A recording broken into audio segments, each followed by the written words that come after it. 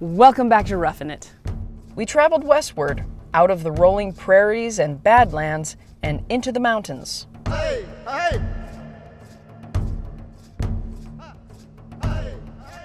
Considered to be sacred lands to the American Indian tribes of the area, the Black Hills are a small, isolated mountain range in the western part of South Dakota.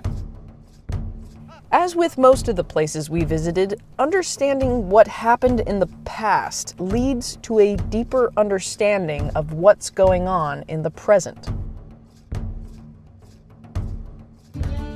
When gold was discovered in the area in the late 1800s, the U.S. government broke the treaty with the tribes and seized the land.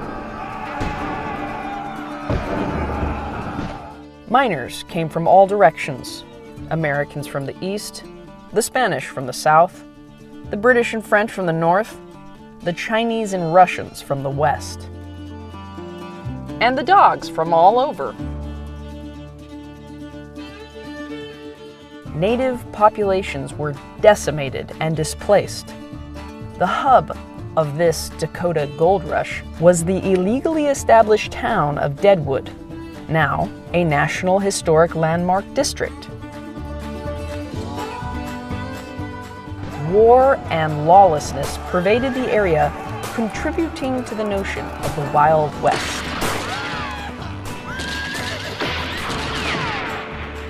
A romanticized version of life on the frontier started becoming portrayed in vaudeville-like productions.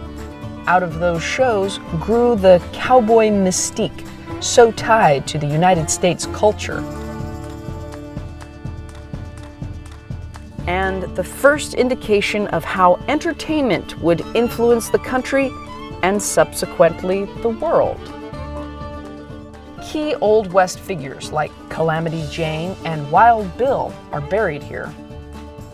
The most famous of the Black Hills is Mount Rushmore.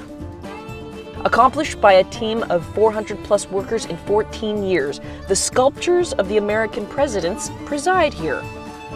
Completed in 1941 with the faces around 60 feet tall, the monument is meant to symbolize the first 150 years of the United States. George Washington represents the founding. Thomas Jefferson, its land expansion. Theodore Roosevelt, its domestic development and beginning as a global power, and Abraham Lincoln for its perseverance through the upheaval of Civil War. It's free to enter, but parking costs and pets are only allowed in designated areas. Not far from Mount Rushmore is another monument, a work in progress since 1948, the Crazy Horse Memorial. The sculpture depicts the Lakota war leader Crazy Horse and was commissioned privately to depict Native American importance in the area, since the Black Hills are considered sacred. Many lives for thousands of years have been lost to the territorial control over the area, and conflict has continued all the way to present day.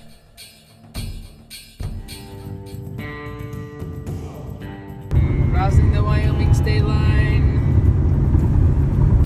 We're in Wyoming now. Across the state line in Wyoming sits the 1,300 feet high Devil's Tower. The name is a mistranslation of its native names, which mostly translate to bear house. The display of striated geological history is transfixing and reveals 225 million years of formation. With every era, new rock deposits tell a different story of what life was like, from inland seas to floods to droughts. Throughout the terrain of the country, we see these markers that are natural monuments to the history of Earth. There are many stories surrounding the tower, but one Native American story tells of a giant bear clawing his way up the side in pursuit of Indian girls, leaving behind the grooves. Sounds pretty good to me. In modern times, the tower has been depicted in several Hollywood movies, like Steven Spielberg's Close Encounters of a Third Kind. It is the nation's first national monument, designated by President Theodore Roosevelt in 1906. Don't count on the navigation tools of Google Maps, which sent us through someone's private property. Skylar, you don't even realize there's a herd of deer over there. Probably for the best. From the I-90, take exit 154 or 185. Pets are prohibited on the trails. Also, some pets are considered predatory and a detriment to the native populations. The Crook County Veterinary Service in Sundance, Wyoming will board dogs for the day. Yay, Montana! See, there's the state line sign. Continue straight. Montana. If we were going to be stuck because of a dead car battery, Montana was where I wanted to be stranded. And we were. It is unbelievable, but the car battery ran down again. This time we're in Montana, and this is why I didn't go off the beaten path too much, because that battery has been a little bit problematic this trip. Turned out I was right. Yeah, no cell phone reception, and my phone is about to die as well. But, I mean, come on. Check out this view. Montana. We made it. We made it to Montana.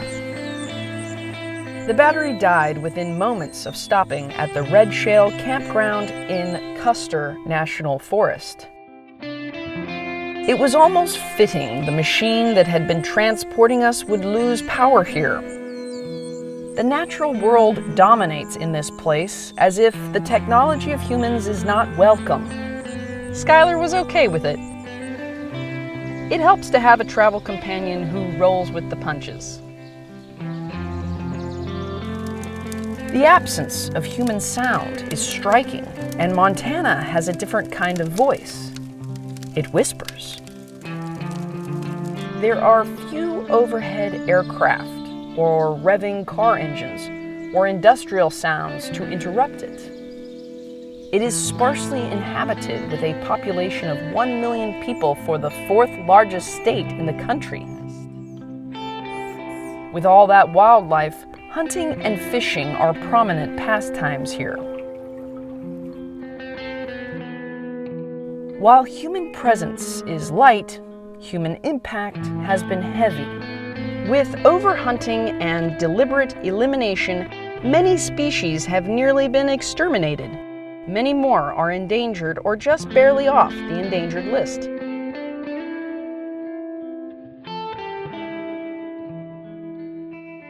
While these animals are in sparse numbers, they are still there.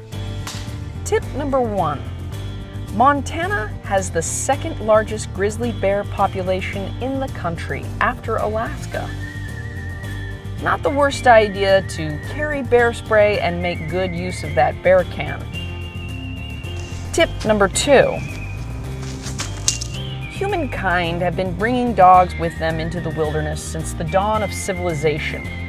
The wildlife is something to keep in mind with your dog. Your dog can be a threat as well as be threatened out here. Otherwise, enjoy the wildlife. Woodpeckers, high and towering pines, herds of bison traipsing through the plains, and beautiful vistas. This is big sky country. So that's the Yellowstone River behind me. We are getting away from mosquitoes. I feel like I have a couple attached to me. Insects are plentiful in Montana and are an important aspect of the intricate ecosystem. These things are so freaking cool. Just rad. Snap a photo and iNaturalist will tell you what it is and log your sightings for the science community. There's a link to the app in the notes. When one tugs at a single thing in nature, he finds it attached to the rest of the world. John Muir.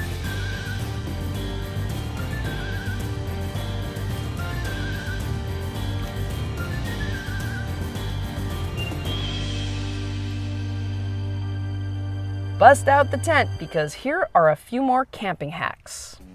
Tip number 3. It's really a good idea when you're traveling to have a routine and stick to it so that you have a sense of stability and you don't, the stress of traveling doesn't start to get to you. This is never more important than when you're camping. Adding some sort of physical fitness or stretching is a good option to add to your regimen, even if your travel companion tosses rocks at you while you do it. So you should find your own little routine and go with that. Tip number 4. If you're in a dry camp, to conserve water, use vinegar to clean your dishes. It disinfects and cleans and saves water.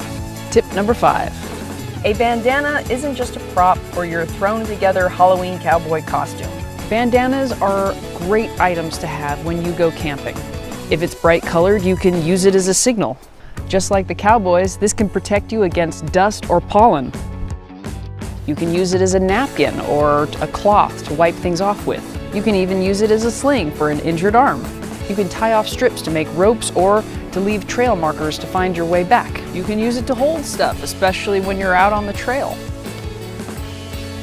Use it as a tourniquet in case you're bleeding. Use it to keep the sun off your neck. Use it to keep the sun off your head. They can even be used as a garment. Tip number 6, trash. Always keep a trash bag or can or whatever in your car. A lot of people use those Tupperware cereal holders as a car trash can. I just use a regular grocery bag. Sounds simple, but this can cut down on any mess in the car or the campsite. We found some fellow campers to jump the car when we were ready to leave. The escape had 50 miles until the gas tank was empty. No problem. Remember how I said Montana was sparsely populated? It is. You can go 50 miles and not find an open gas station. And we did.